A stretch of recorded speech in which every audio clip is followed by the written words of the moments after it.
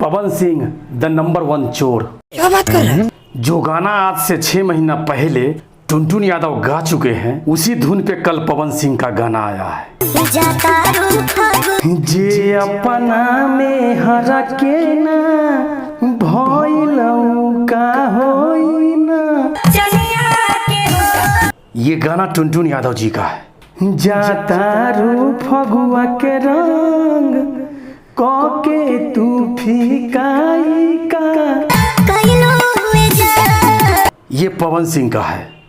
अब बताइए इस गाने को चोरी करके किसने गाया? राइटर ने, म्यूजिक डायरेक्टर ने, या आप खुद?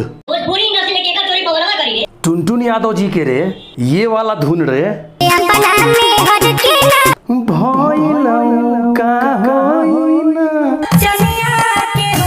इससे पहले भी आपने टुनटुन यादव का गाना चोरी करके गाया था। ये गाना भी टुनटुन यादव जी का था। कानी अंगूरी से बंगूरी के चीख के जाए। आपने इस गाने का धुन ही नहीं, पूरा गाना ही चुरा लिया था। टुनटुन यादव जी का ये गाना 18 मई 2023 को रिलीज हुआ था और आपका 18 जून 2023 को।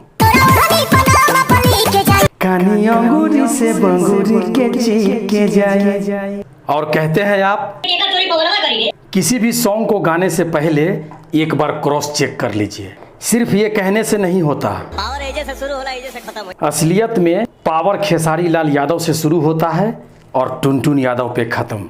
बात तो सही है। धन्यवाद।